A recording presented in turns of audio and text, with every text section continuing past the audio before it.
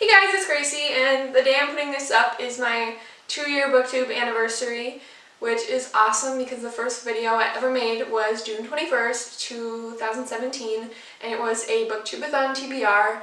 And then last year, on June 21st, 2018, I made my second booktubeathon TBR that I've ever done, and then this year it has been changed in name to the Reading Rush, so I'm doing my third booktubeathon TBR on my 2nd year anniversary, and it's really exciting.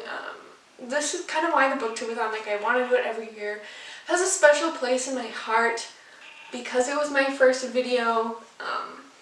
So yeah, that's fun, so I'll get into it. The first challenge is to read a book with purple on the cover, and my idea for this is And I Darken by Kirsten White. I've had this book on my physical TBR, my stack, for a long time, and although it's like a fantasy-ish kind of medieval retelling, I guess, medieval is not the right word, I think. Sometimes I go through fantasy faster just because it's more fast-paced sometimes than contemporary. And if I start it and I feel like it's gonna take me too long, I might try like Radio Silence or reread my favorite graphic novel ever.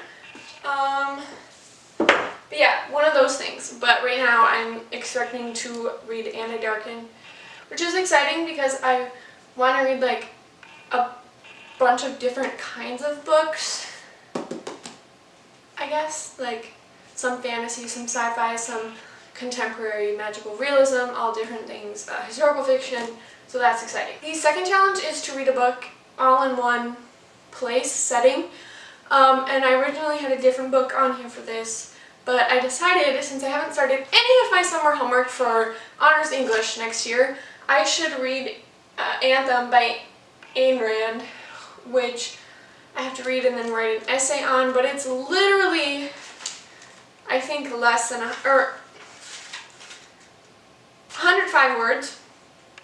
So I can read this really quickly, and I think I'll probably read this one last just because I want it fresh in my mind when I write the essay, and I don't want to actually write the essay during booktubeathon, if that makes sense. Like, I'll write it right after. The third challenge is to read an author's first book, and I looked and I found Hold Still by Nina LaCour. This is Nina LaCour's first book, I think. Like, I'm 90% sure. I'm not really sure what this is about. I bought it recently because of the cover change, kind of, that looks similar to We're Okay. It has like the same style.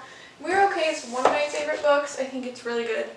And knowing Nina LaCour's books, I think there's going to be some LGBT rep or something, or just like a really good female-female friendship. But I'm a little concerned about the synopsis of this book. It seems like it might hit a little too close to home. I think it's about these two girls who are friends, and one of them commits suicide. Like, that's a fear of mine, so I just think it might hit me a little harder, so I'm not really sure how I'm going to deal with that one, but I definitely want to read it because it's the only contemporary I have on this TBR. I don't know if I mentioned, but this year is like, I think, the first year where they haven't had read 7 books as a challenge, but I still want to read 7 books because I think booktubeathon, or the Reading Rush for me, is kind of when I get back into reading and like really get into like a whoosh of reading. So once I read these 7 books, I'm just going to keep reading and keep going, and I'm more likely to get to my goal, if that makes sense. The fourth challenge is to read a book you meant to read last year, and for that I'm doing Monsters of Men by Patrick Ness. And this book looks huge, and it is huge, but it's super easy read, and there's a lot of the, I can't remember what it's called, but like the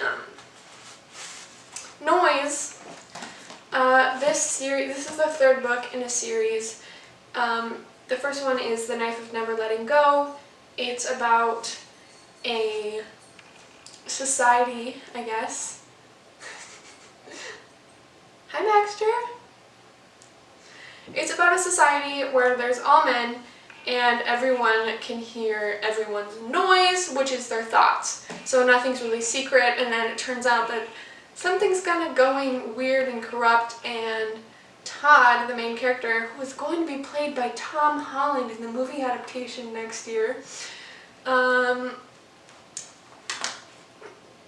finds a girl in the woods, basically, and he's like, never seen a girl before. He's like, so I think this will actually go a lot faster than people who haven't read any of the books in this series would think, but it is pretty big. It's like 600 some pages, but these do go really fast. And then the 5th challenge is to read a book with a non-human main character. I decided to read Blanca y Roja by Anna Marie McLemore. At first I wasn't sure if this book actually worked, but I was begging for help on Twitter for people to tell me if this book works for the challenge, because this book is like an ugly duckling story retelling where these two twin sisters, I think, every generation, and one of them ends up turning into a swan every time, I guess. And Blanca and Roja are kind of want to save each other, I guess, I think. I'm not sure.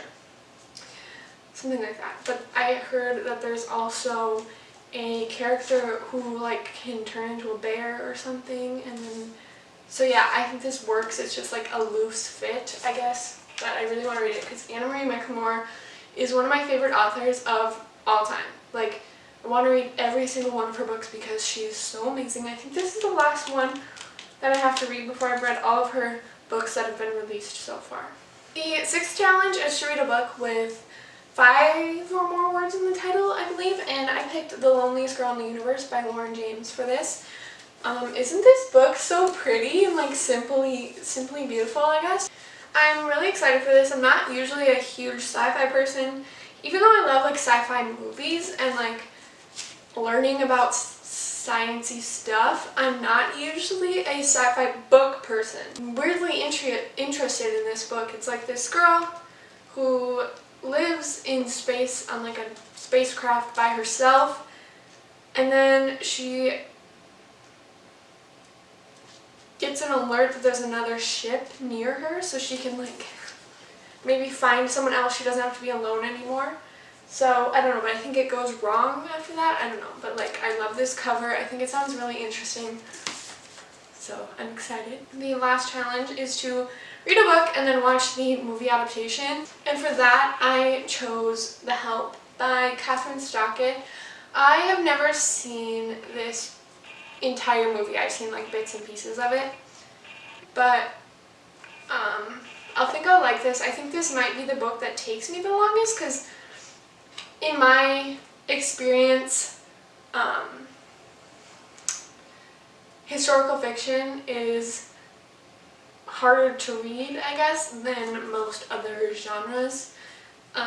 It's not only written differently, in my opinion, it's also a lot of times more emotionally draining because a lot of historical fiction is about really difficult times. I've heard really good things about the movie though, so I'm really excited to watch it.